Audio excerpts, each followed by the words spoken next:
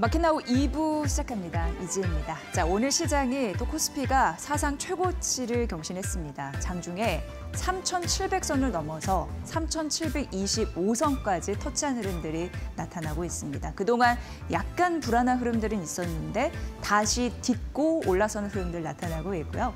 오늘 코스피가 잘 가는 데는 외국인이 또 선방을 해주고 있는데 외국인 투자자들이 반도체 업종을 사고 있더라고요. 특히 삼성전자에 조금 더 집중되고 있는 모습입니다. 장 초반 150만 주가량의 외국인의 매수세가 붙고 있다는 점, 그리고 SK 하이닉스 역시 양봉의 흐름으로 상승세를 이어가고 있다는 점 도움이 되고 있습니다. 자, 오늘 시장에서 여러 테마 중의 특징은 자동차주가 날아가고 있는 게 아닌가라는 생각을 해보게 됩니다. 오늘 현대차, 기아, 현대모비스 강세 흐름을 보이고 있는데 이후에 조금 더 자세하게 말씀드릴 거고요. 원전 강합니다. 그리고 2차 전지 섹터, 2차 전지 섹터는 3분기 실적 개선 기대감이 있는 상황이고요. 그리고 여러 가지 전력 기기 섹터들 좋고요. 조선주도 상승세 이어갑니다. 해운 탄소세 도입 관련해서 이번 주에 좀 결정이 나지 않을까라는 관심사입니다.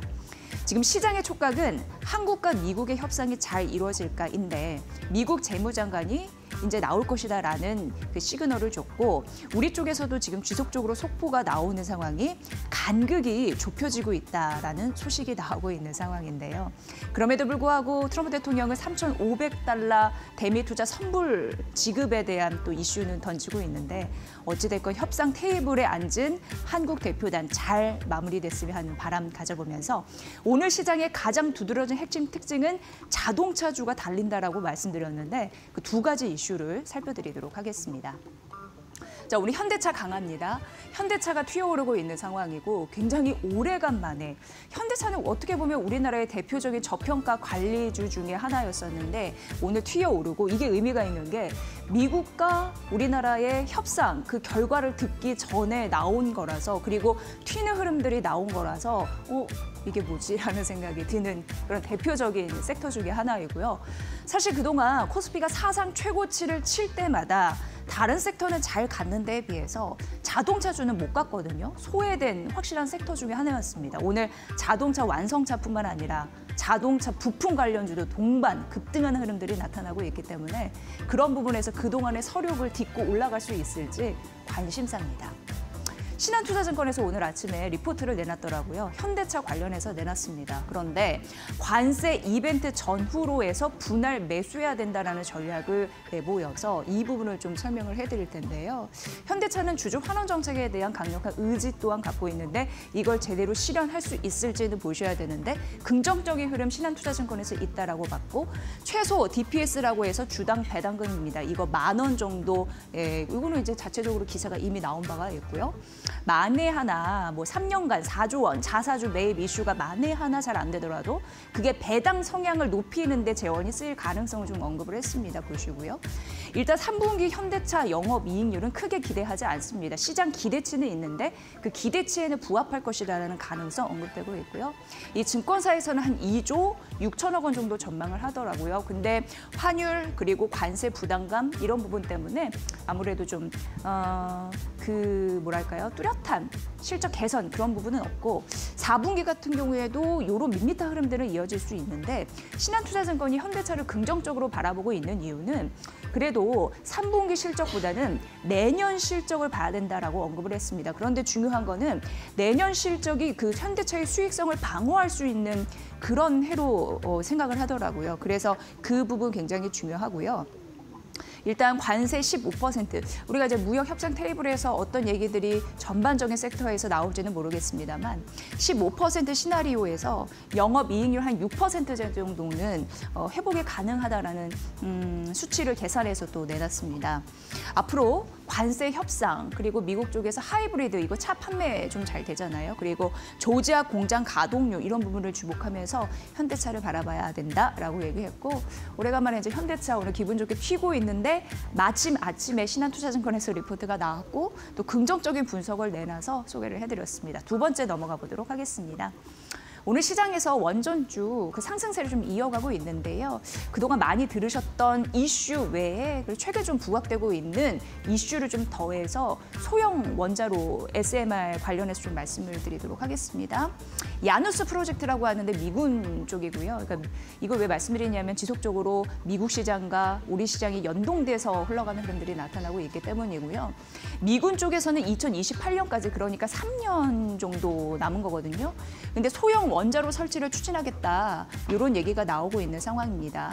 이게 미군의 전진 기지에 이제 포함이 되는 거고요. 이유는 왜 그럴까 생각해 보면 악천후도 있겠고 갑자기 전력망이 마비가 됐을 때도 있겠고 사이버 공격 이런 부분도 요즘에 해킹, 보안 굉장히 중요한 이슈인데 그런 부분을 대비해서 비상 전략을 확보하는데 소형 원자로만한 것은 없다라고 판단을 하는 것으로 나타나고 있습니다. 그래서 앞으로 어떻게 할 것인가에 대해서 소형 원자로 같은 경우에 상업회사가 일단 운영을 하고 육군이나 정부 같은 경우에는 기술과 연료를 지원하겠다. 이렇게 이제 역할 분담을 하는 걸로 좀 일단 기사화되고 있는 상황이고요. 이미 트럼프 대통령은 국가 안보로 보고 있는 바 굉장히 신경을 쓰고 있습니다.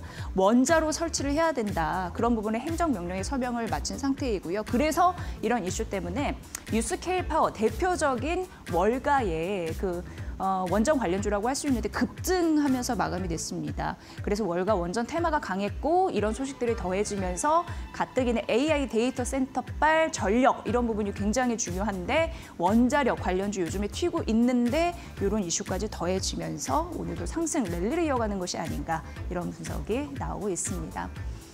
이 밖에 이제 다양한 섹터가 오늘 들어주면서 오늘 또 증권주가 3,700 넘어가면서 상승세를 좀 단단히 다지고 있거든요. 그런 일이 나타나고 있는데 마켓나우 2부에서 인터뷰를 해보면 최근 시장이 미국 시장과 우리 시장이 테마별로 참 동조화된다라는 인터뷰가 좀 인상적이었습니다. 그래서 반도체 얘기할 때 사실 이렇게 외국 주식 해외 주식 이런 거 얘기 안 하면 사실 이런 거 할 때 이제 밑둥이 잘린 느낌이어가지고 꼭 얘기를 해드려야겠더라고요. 그래서 세계 글로벌 투자은행인 HSBC에서 반도체 관련해서 또 AI 관련주에 대해서 어떻게 파악하고 있나 지속적으로 소개를 해드릴 예정입니다. 일단 HSBC에서 엔비디아의 목표가를 올려 잡았는데 이번에 이제 엔비디아가 종가를 보니까 한 179달러에서 마감이 됐더라고요. 그런데 목표가를 320달러로 상향한 흐름들이 나타났습니다. 그리고 투자 의견도 바꿨습니다. 홀드에서 바이로, 그러니까 매수로 바꾸면서 종전에 200달러였는데 320달러로 올려잡은 흐름들이 있었는데 이걸 왜 말씀드리냐면 AI GPU 시장이 생각보다 더 커질 가능성이 있다라는 데 좀 메시지를 좀 전했거든요. 그런 부분으로 보시면 될 것 같습니다. 일단 데이터 센터 매출 전망을 36%로 좀 성장할 것이다라고 하면서 눈높이를 높였고요. 그리고 CSP라고 해서 요거는 약간 이제 클라우드 기업이라고 생각하시면 되는데 구글, 아마존 뭐 이런 곳을 생각하면 됩니다. 그걸 기업을 넘어서 앞으로 이 수요가 정부와 그리고 국방 요소까지 수요가 확산될 가능성이 있다라고 언급을 했습니다.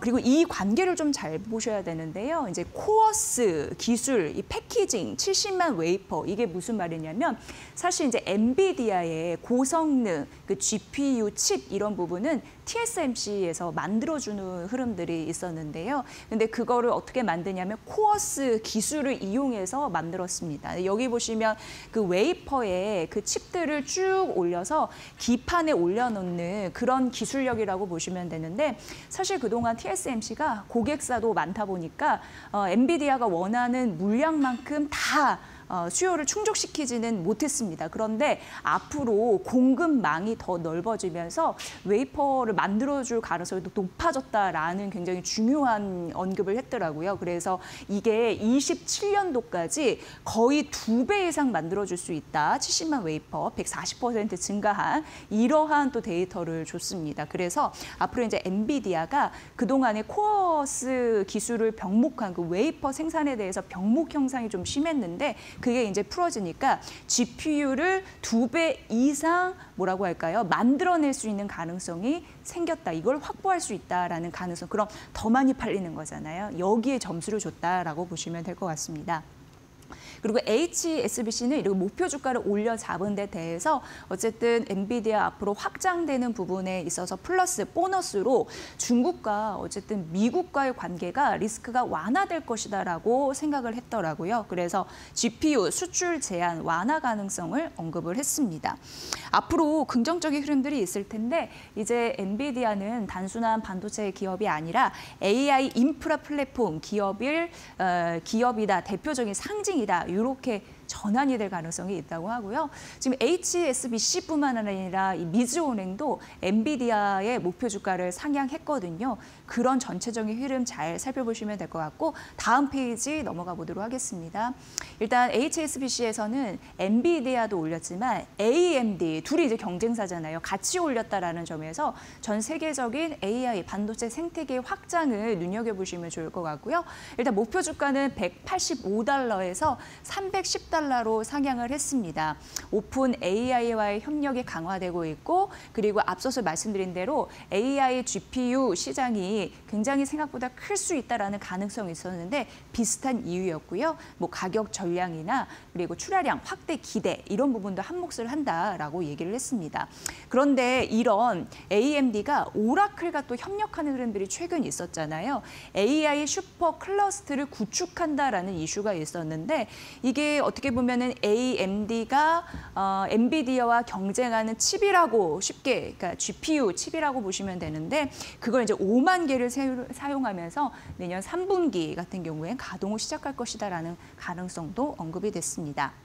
이런 이슈도 있고 세계적으로 굉장히 중요한 네덜란드 기업인 ASMR, EUV, 극자외선 노광 장비라고 해서 반도체 만들 때 핵심 장비를 공급할 수 있는 이 기업이 사실 실적을 내놨는데 3분기 매출은 부진했습니다. 그래도 주가가 괜찮았던 건 내년에 성장될 것이다라는 기대감 때문이었거든요. 그래서 반도체 업황은 전반적으로 기대가 아주 좋고 반도체 업종은 호재를 역시나 반영하고 있다라는 이런 흐름 좀 말씀드리면서 다음 페이지 넘어가 보도록 하겠습니다.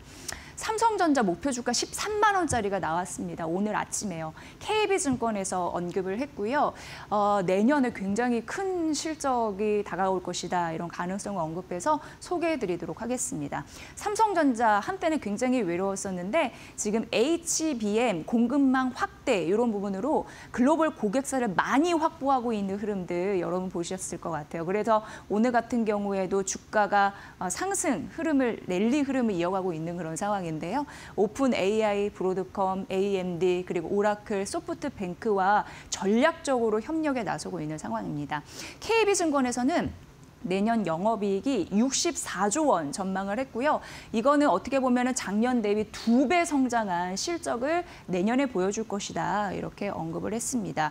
지금 전반적으로 보면 AI 데이터 센터에 대한 투자가 늘고 있고 글로벌 빅테크 모두 여기에 해당되지 않나라는 생각을 할 정도로 굉장히 늘고 있는데 2028년도에는 1,400조 원을 좀 전망하고 있는 상황이고요.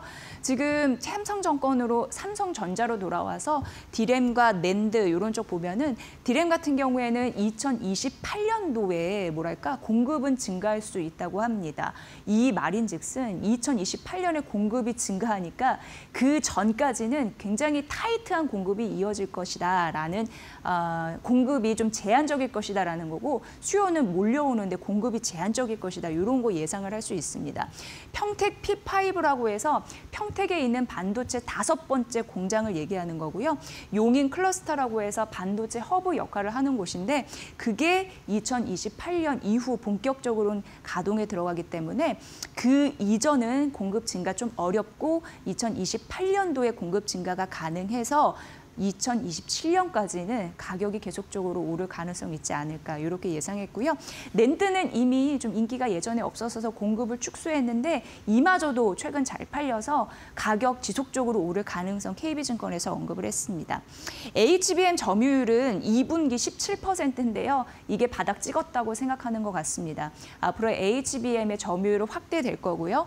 말씀드렸다시피 예전에 HBM4 출시 기대가 지금 무르익고 있는 상황입니다. 그럼에도 불구하고 글로벌 메모리 기업 대비해서는 삼성전자가 지금 저평가라고 언급을 했습니다. 그래서 목표 주가를 13만 원이나 올려 잡은 거겠죠. 주가는 10만 원이 강력한 지지선으로 기록이 될 것이다라고 하니까 이 부분 참고해 보시면 될 것 같습니다. 다음 페이지 넘어가 볼게요. 한국투자증권에서 코스피 상단을 높였습니다.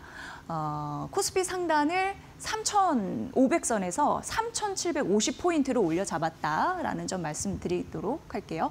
일단 크게 몇 가지 이슈로 나눴는데 정부가 주주환원 정책을 강화하고 있는 상황이고요. 3차 상법 개정 추진하면서 코스피 밸류가 레벨업 될 수 있다라는 가능성이었고요. 파월 같은 경우에도 자산 긴축 종료하겠다라는 가능성 언급했는데 쉽게 얘기해서 시장에 돈을 풀 가능성이 있습니다. 그리고 금리가 진정이 될 가능성이 있고요. 반도체 이익 모멘텀 강화되고 있습니다. 삼성전자와 여러 여타 앞서서 말씀드린 그 모든 게 해당이 되겠습니다.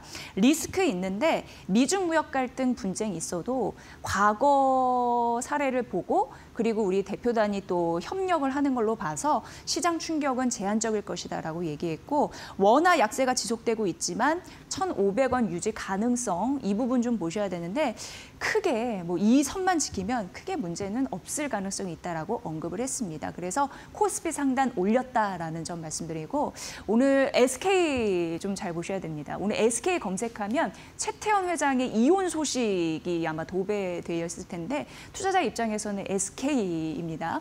목표 주가 28만 원으로 상향했습니다. KB증권에서 왜냐하면 지금 이런 종목들 이런 기업들 자산 매각에 대한 이슈는 있습니다만 그래도 실적이 잘 받쳐줄 것이다라는 가능성 있는 거고요.